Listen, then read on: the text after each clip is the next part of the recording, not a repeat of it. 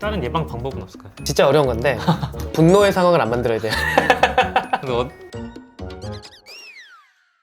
안녕하세요, 산성교TV의 미니 아빠. 슌이 아빠입니다. 아이 키우다 보면 가장 힘들 때가 아마 애기가 울 때일 거예요. 아이들이 그냥 울 때도 그냥 이거 왜 우는 건가 해서 걱정되고 힘든데 더 걱정될 때가 있어요. 이러다 애가 울다 죽는 거 아니야? 아, 넘어가는 거 아니야? 네, 막 이렇게까지 우는 경우가 있거든요. 맞아. 특히 입술이 파래지거나 막 얼굴 창백해지면서 우는 아이들 있잖아요. 숨 안 쉬면서. 맞아. 그런 경우에 실제로 신생아 때는 응급실에 데리고 오시는 경우도 있어요. 그런데 그런 아이들이 생각보다 흔합니다. 미니도 그래요. 네. 미리 그랬죠.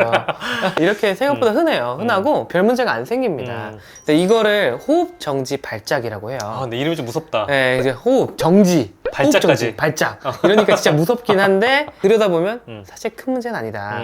오늘도 입술 파래지도록 우는 아이 때문에 고생하실 분들 많거든요. 그런 분들을 위해서 그런 근심 좀 덜어드리는 영상 오늘 한번 준비해봤습니다. 네.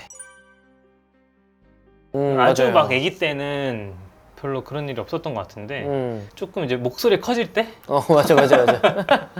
전 세계에서 공통적으로 모든 아이들에게서 되게 흔하게 발견되는 게 이제 호흡 정지 발작인데 형이 말한 것처럼 대부분 한 6에서 18개월 사이에 시작해요. 그러니까 완전 신생아 시기엔 많지 않아요. 그때는 그만큼 힘이 없나?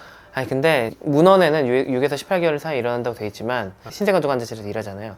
애들 보면 아주 그냥 진짜 숨 넘어가게 우는 애들이 있어요.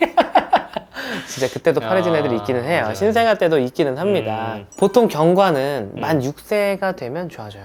아, 꽤 오랫동안 열심히 오네? 이게 되게 길어요. 학교 학교 들어가기 직전이잖아. 전부터. 학교 직전. 그러니까 엄청 긴 시간 동안 있는 거예요. 정말 심하게 울다가 숨 안 쉬고 얼굴색이 파래지거나 아니면 창백해진 애들이 있어요. 그러는데 대부분 1분 안에 좋아지긴 합니다. 근데 이제 숨을 안 쉬는 거다 보니까 많은 분들이 걱정하시는 게 이게 뇌에 안 좋은 거 아니냐, 뇌에 저산소증 오는 거 아니냐, 이런 우려와 달리 호흡정지 발작은 건강에 악영향을 미치는 건 아니에요. 그래서 이런 아이들도 결국은 잘 큽니다.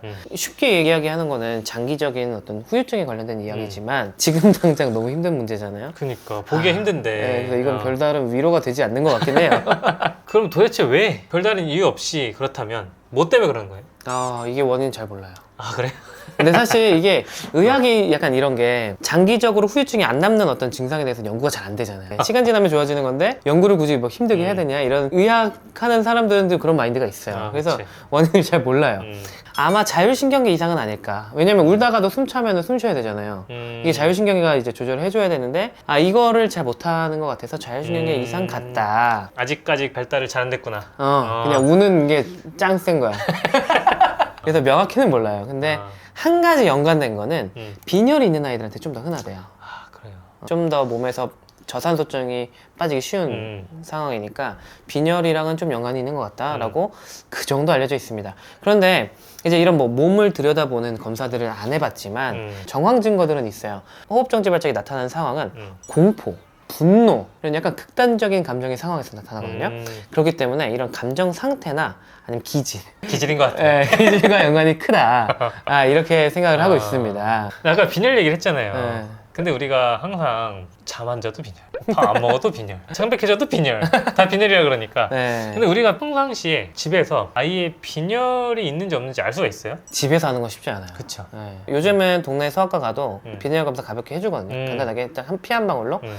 무분별하게 영양제를 먹는 것보다는 차라리 병원 가서 한번 피 한 방울 딱 뽑아가지고 그걸로 빈혈 검사 좀 받아보시고 빈혈이 있다고 한다면 철분제를 그때 복용하시면 좀 좋겠다 이 생각을 하거든요. 아니, 그니까 왜냐면 철분제 같은 경우도 우리가 빈혈을 교정을 하려면 꽤 장기간 먹어야 되잖아요. 3개월 이상. 그러니까 한두 번 먹는다고 이게 좋아지는 게 아니기 때문에 확실하게 진단을 하고 철분제 복용하고 나서도 좋아지는지 이런 것도 확인을 하고. 근데 빈혈의 위험성이 높은 아이들은 있어요. 일단 뭐 정말 편식이 심한 아이들, 고기 잘 안 먹거나 철분 섭취량이 현저히 적은 아이들은 빈혈 위험도가 높고, 그리고 그 미숙아 출신 이런 아이들은 철분의 보충 요구량이 만사가 출신에 비해서 2배에서 4배 정도 많거든요. 그리고 키도 잘 안 큰다, 성장 부진이 좀 있다라고 하면 빈혈 그 위험도가 높기 때문에 검사를 한번 받아보시고, 위험도가 높으니까 드세요가 아니라 위험도가 높으니까 한번 검사를 받아보시고 확인해보고 정말 있다고 하면 그때는 정말 열심히 먹고 그렇게 한번 해보시는 게 좋을 것 같습니다. 근데 이게 아무리 별일 없다, 커서 문제 안 생긴다 하더라도 어쨌든 그 상황이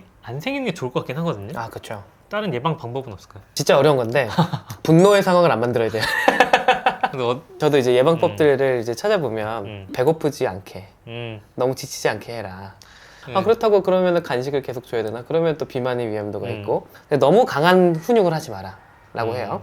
우리나라 분들이 아직도 훈육이라고 하면은 때리거나 체벌을 생각하거나 혼내는 걸 생각하기 때문에 올바른 훈육 방법에 대해서 공부를 하시는 건 되게 중요하다고 생각하거든요. 그래서 제가 찾아본 문헌들 중에 영양가 있는 거는 너무 강한 훈육하지 않도록 공부하시라, 노력하시라 라고 하는 거. 이건 좀 어느 정도 컸을 때 얘기겠네요. 막 돌쟁이 정도 되는 아이들한테는 너무 배고프게 하거나 너무 힘들게 해서 지치게 하거나 이러면은 호흡정지 발작이 잘 나타날 수 있으니까 그걸 주의하시고, 그다음에 좀 큰 아이들 이제 훈육이 들어가는 뭐 만 두세 살 넘어가는 아이들한테는 너무 강한 훈육하지 않도록 부모님이 미리 공부하시고.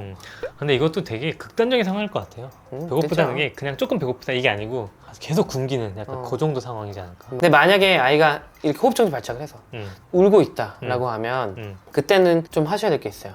경련이랑 좀 비슷해요. 만약에 음식을 먹다 그런다 그러면 음식을 입에서 좀 빼주세요. 그래서 이게 호흡정지 발작이 끝나고 나서 질식이 더 일어날 수 있기 때문에 입에 있는 음식이나 이런 걸 빼주시고 장난감 같은 거 빼주시고 막 이렇게 울 때가 있잖아요. 그렇기 때문에 주변에 위험한 물건을 좀 치워주시거나 안 되면 아이를 안고 좀 안전한 데로 옮기시는 게 필요할 수 있습니다. 물론 쉽지 않을 거예요. 화난 아이는 10배 무겁습니다. 진짜.